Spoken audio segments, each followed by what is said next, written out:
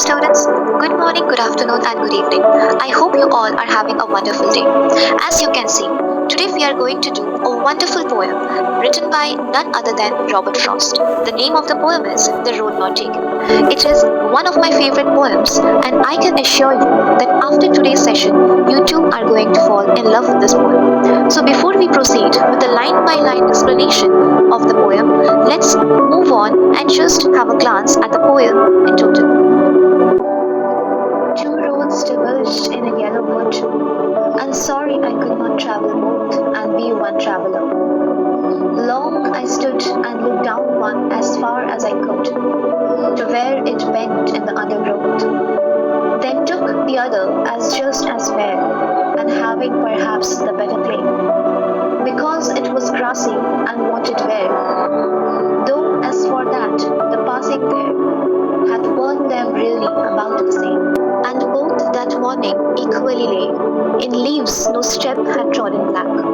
Oh, I kept the first for another day, yet knowing how way leads on to way, I doubted if I should ever come back. I shall be telling this with a sigh. Somewhere ages and ages hence, two roads diverged in a wood, and I took the one less travelled by, and that has made all the difference.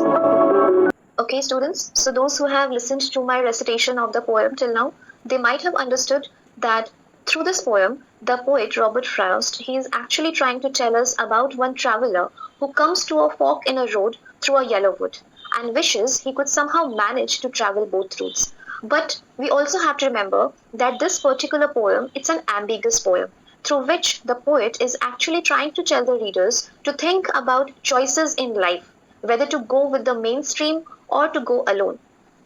Let's take, for example, we all know that life is a journey, right? So, through this, the poem is actually trying to highlight those times in life when a decision has to be made.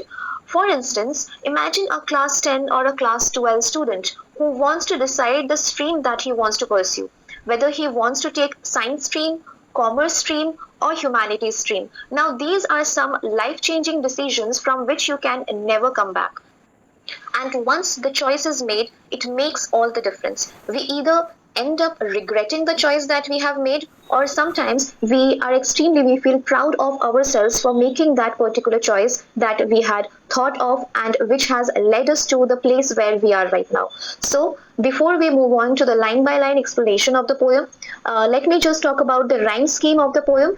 We all know how to find out the rhyme scheme, but still, let's do it once. For that, we have to look at the last word of the lines. For example, in the first line, we have wood. So let's mark it as A. And then if we come to the second line, the last word is both. So of course, wood and both, they are not rhyming with each other. So we will mark it as B. Now coming to stood and could in the third line, both these words are rhyming with wood in the first line. So we will mark it as A. And if we look at the last line, undergrowth, this is rhyming with both, so it will be marked as B. And like this, we have the rhyming scheme of the poem, that is A B A A B. And if we look at the entire poem, then it's consists of 4 stanzas with 5 lines in each, which is also called as quatrain.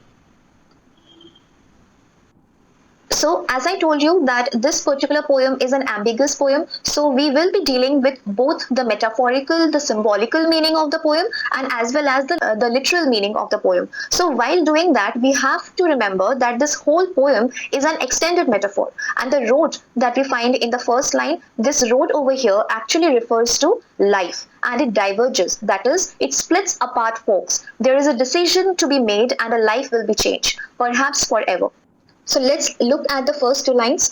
Two roads diverged in a yellow wood, and sorry I could not travel both.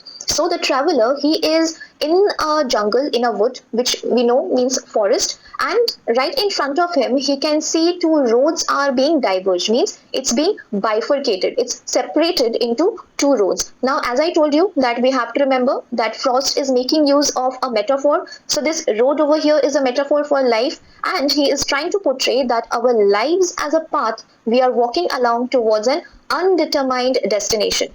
And when he reaches this particular crossroad of his life, he wants to travel both the roads, and that's why he's saying that, I'm sorry, I could not travel both. He is actually regretting that he cannot walk on both the roads and be one traveler. Long I stood and looked down one as far as I could, to where it bent in the undergrowth. So while he was standing there, he constantly pondered over the decision that he is going to take, the road that he is going to choose. And that's the reason he stood there for a very long time. He constantly thought over it, he constantly thought over the benefits, the effects, the repercussions of choosing one road and neglecting the other road, of choosing one road over the other. And after looking at the pros and cons of it, he will finally make a decision that we will be coming across in the coming stanzas. But while he was doing so, while he was standing there and trying to trying to decide which road to take, he tried to look down one as far as he could. Means from where he was standing, he actually was trying to see where the road will lead to.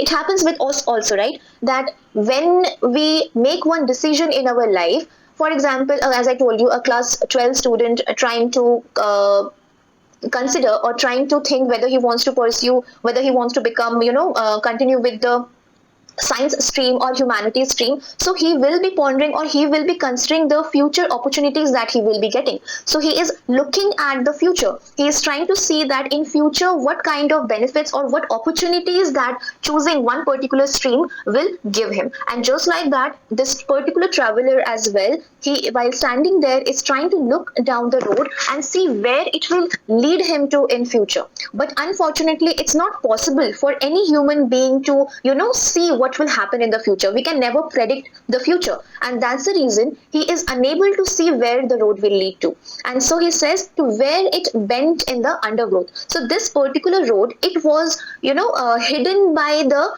undergrowth. Undergrowth means the small weeds, the shrubs that you find in a forest. So it was hidden by those, and that's the reason his vision was obstructed and he could not see it.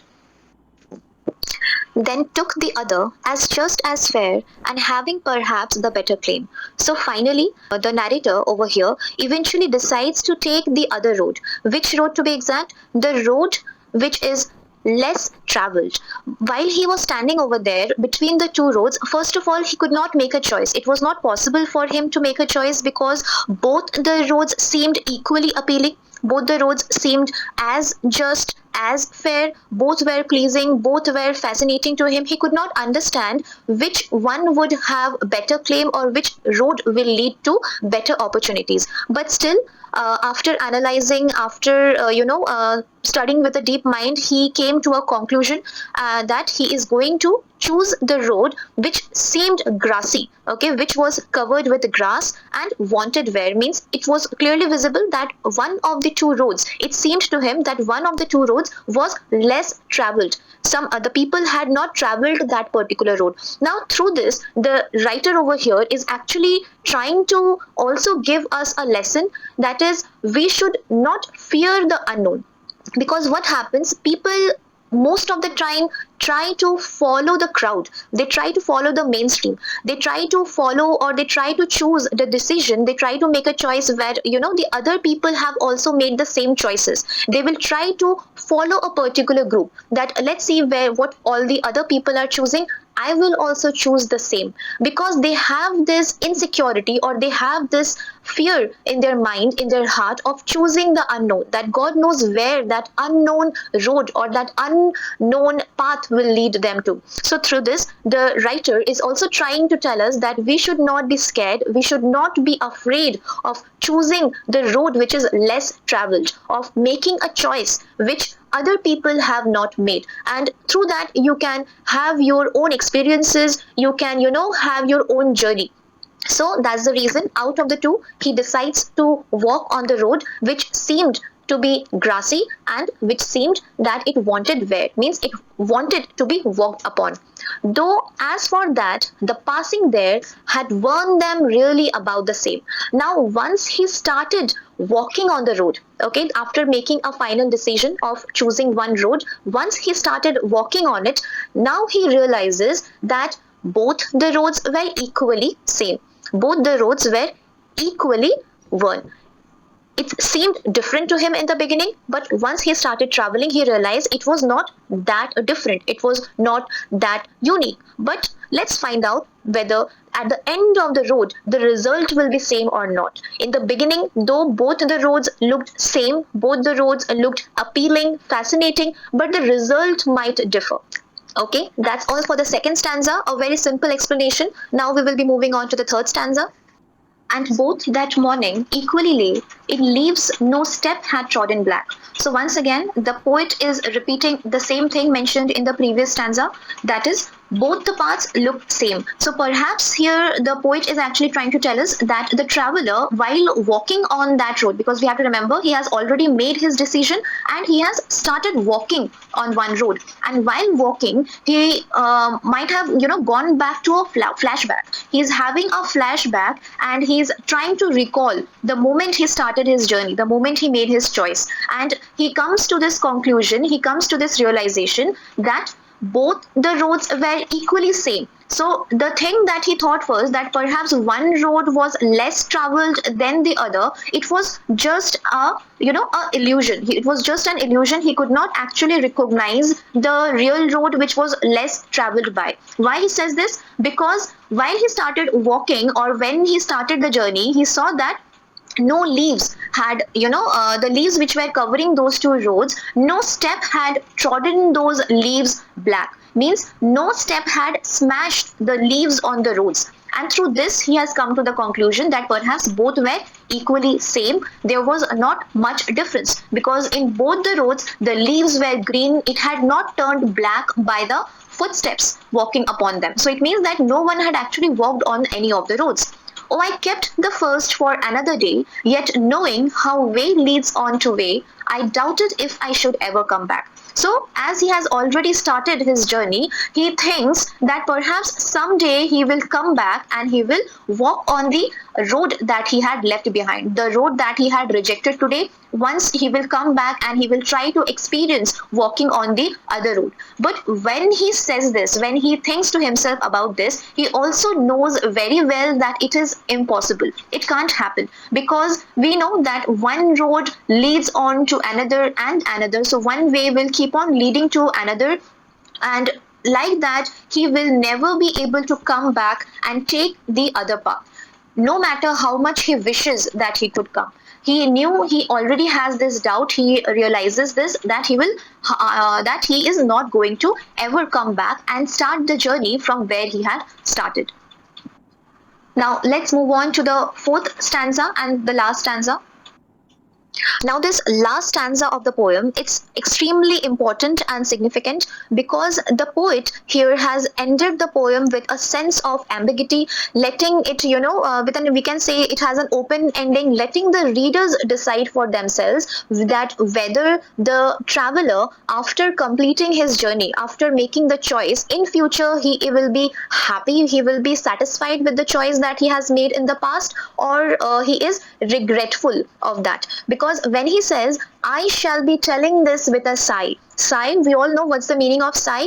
When we take a long breath, and this long breath, sometimes we take it out of relief, and we also know that sometimes we take a long breath out of sadness or disappointment as well. So this sigh can either mean a sigh of sadness, or it can mean a sigh of contentment or satisfaction. So years from now, somewhere ages and ages hence, so years from now, in future, he will be telling this with a sigh. He will be talking about this the decision that he has taken in the present moment with a sigh, whether it will be a sigh of contentment, satisfaction, or a sigh of regret, that the readers, that you all have to think about or decide upon. So what exactly he will be telling? He will be saying that he will be telling to perhaps his children or the readers that two roads diverged in a wood, that once upon a time, a long time ago in the past, he came across a crossroad of his life where he had to choose between two roads, and he took the one less traveled by, he took the one that had been less walked upon, and that has made all the difference.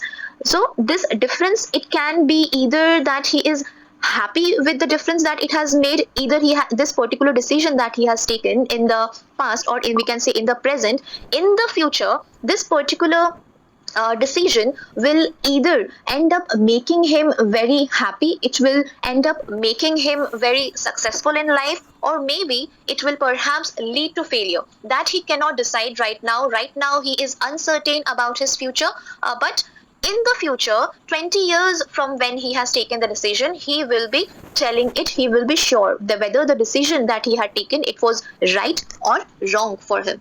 So, with that, we are left to wonder how Frost knew the road he took was the one less traveled by, but Frost left this ambiguity on purpose, so that the reader, so that you all would, not focus much on the condition of the road, or basically we can say the decision that you are going to take, but rather on the result. And that through that we will be able to decide whether or what kind of change or what kind of difference it will make in one's life. So, one small lesson that we can learn from this poem, a message to all the students who are listening to this particular session, that once you have started a journey, sometimes it might happen that you end up regretting it while you are walking on it. So, rather than being disappointed, rather than waiting for failure, try to make the best of it in your life. Never feel disappointed, never have any doubts in your mind. Just try to give your best, and of course, at the end, you will be telling this with a sigh of contentment and not with regret or sadness. If you like this video, do like and subscribe and hit the bell icon. Thanks for watching.